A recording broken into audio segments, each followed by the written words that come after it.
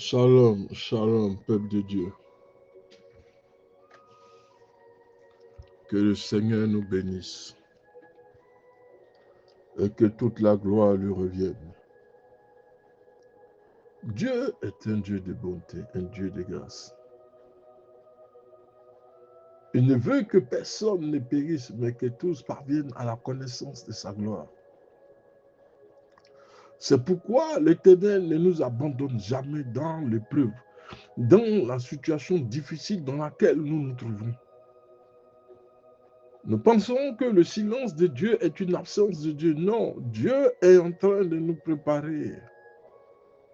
Il ne nous abandonnera jamais. Le thème que je veux voir avec vous, Dieu fixe les limites à l'épreuve. Lamentation 3, le verset 31. Le Seigneur ne rejette pas pour toujours. S'il afflige, il fera miséricorde selon l'abondance de sa grâce. Ce n'est pas de bon cœur que l'Éternel humilie, qu'il afflige les enfants des hommes. L'Éternel, même quand il nous met dans l'épreuve, il a le cœur affligé.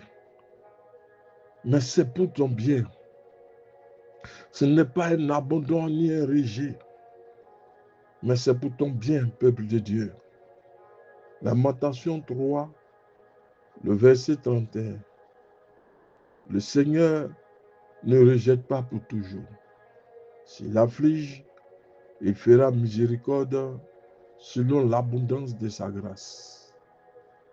Ce n'est pas de bon cœur qu'il humilie, qu'il afflige les enfants des hommes. Prenons un moment pour réfléchir au mystère du récit de Job, ou une conversation surréaliste, parce qu'on n'a pas compris comment Satan s'est retrouvé devant le trône de Dieu. Comment la sainteté peut accepter l'impureté. On n'a pas compris pourquoi Satan s'est immiscé parmi les enfants de Dieu jusqu'à se retrouver devant le trône de Dieu, avoir cette conversation au profit de Job. Il y a eu cette conversation surréaliste entre Dieu et Satan, ce que la Bible nous révèle dans les chapitres 1 et 2 du livre de Job. Nous découvrons que lorsque Dieu a permis à Satan d'affliger Job, il a établi des limites précises au-delà desquelles le diable ne pouvait pas aller. Si nous marchons avec le Seigneur et que le Seigneur a autorité sur le diable, les œuvres du diable, c'est que nous aussi, nous avons l'autorité sur les œuvres du diable. C'est pourquoi il dit dans le livre de Luc 10, le verset 19, « Je vous ai donné le pouvoir de marcher sur toute la puissance du diable, et rien ne pourra vous nuire. » Le Seigneur a posé une limite. Satan ne peut franchir la limite qui lui a été posée. Dieu a permis à Satan d'affliger à Job. Mais l'Éternel a établi des limites précises, au-delà desquelles le diable ne pouvait aller. Dès le début, il était clair que l'épreuve de Job ne serait pas sans fin. Le diable n'allait pas le tourmenter à l'infini.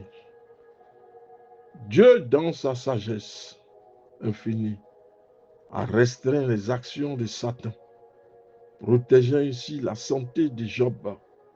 Plus tard, bien que Job ait été personnellement frappé, Dieu a veillé à ce que sa vie soit épargnée. Connaissant cette histoire, le Seigneur ne permettra pas que Satan t'ôte la vie, que Satan ait la victoire sur toi, que tu sois toujours dans les ténèbres et les épreuves. À un moment donné, l'Éternel agira. Il a fixé les limites de l'épreuve. Satan ne pouvait pas franchir ces limites-là. Quand nous lisons l'épreuve de Job, nous nous rendons compte que la puissance du diable est limitée. Le Seigneur nous a donné les vrais pouvoirs, la vraie puissance, la vraie autorité, celle qui vient d'en haut, pas celle qui vient de chez les marabouts, avec son lot d'incertitudes, de maladies quelconques. Mais le Seigneur a fixé les limites du combat. Dieu a veillé à ce que Job ne puisse pas traverser la limite, Satan ne puisse pas traverser la limite que Dieu a fixée. Connaissant cette histoire hors du commun, nous avons un avantage sur Job. Lui, dans son épreuve, il a ignoré la conversation divine. La conversation que Satan et le Seigneur ont eue à propos de Job, indiquant que Job sert le Seigneur parce que le Seigneur l'a enrichi. Or, Job servait de façon désintéressée. Il savait qui était le Seigneur. Il avait la crainte pour le Seigneur. Job a son désavantage. Il n'avait pas connaissance du débat qu'il y a eu.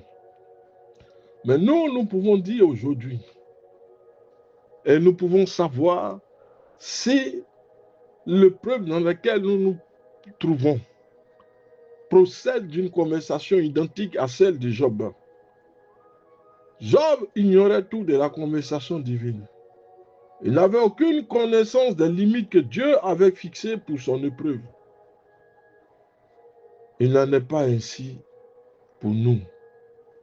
Lorsque nous nous trouvons face à une adversité, nous devons garder toujours à l'esprit que nous aussi, Dieu a établi des limites à notre épreuve. Satan ne peut pas les franchir. Il nous manque juste la connaissance de ces limites. Job n'avait pas cette connaissance.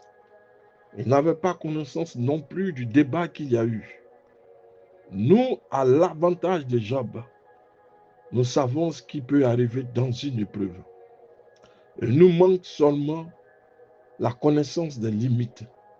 Souvenons-nous que si le diable espère toujours que Dieu nous abandonne, Dieu veille sur nous. L'épreuve que le Seigneur a permis au diable d'infliger à Job, c'était une épreuve avilissante, dégradante. La santé, les plaies, les ulcères, toutes sortes de maladies sur une seule personne. Mais le Seigneur l'a restauré. Parce que ça faisait partie d'une des limites que Satan ne pouvait pas traverser, c'est-à-dire que toutes ces maladies aboutissent à la mort de Job. Laisse-moi te dire, si tu te trouves dans cette situation, si tu as toutes sortes de maladies, dis-toi que la parole de Dieu est venue balayer toutes les maladies de ton corps. Satan a infligé des plaies purulentes, des ulcères, des cancers, des maladies. Job a été affligé. Mais Dieu ne nous abandonnera jamais. Dieu, il veille sur nous. À chaque épreuve, qui peut aussi être un test, une étape à franchir, l'Éternel est présent. Il marche avec nous. Il marche dans l'épreuve. Il nous tient par la main. Il nous sort des caveaux. Il fait en sorte que notre vie ne soit pas emportée par la sorcellerie. Il fixe une limite. Quel que soit le nombre de maladies qui t'affligent ce soir, écoute que la parole de Dieu ce soir vienne balayer toutes choses. Dans le psaume 103, le verset 3, la Bible dit qu'il envoya sa parole et sa parole guérit toutes choses. L'Éternel a déjà fixé des limites que Satan ne peut pas franchir. Ni la durée, ni l'intensité de nos épreuves ne sont infinies. Quelle que soit la situation, l'épreuve dans laquelle tu demeures, la violence, l'intensité de l'épreuve, il y a toujours une fin à l'épreuve. Il y a toujours une fin à l'épreuve. Parce que la gloire de Dieu doit se manifester. Ni la durée, ni l'intensité de nos épreuves ne sont infinies. Dans ces moments de douleur, de lutte, reposons-nous sur cette vérité, que c'est Dieu qui, en fin de compte, reste le maître de notre vie. Personne d'autre, ni l'adversaire, ni même nous. Fort de cette assurance, nous pouvons avancer avec foi, sachant que l'Éternel marche à nos côtés, que l'Éternel est prêt à nous soutenir, à nous guider au travers des tempêtes. Dans les difficultés, le Seigneur va nous indiquer la voie, la route à prendre, afin de sortir des difficultés, de sortir des pièges, de sortir des carcans de l'ennemi. Ne reste pas à t'apitoyer sur ton sort.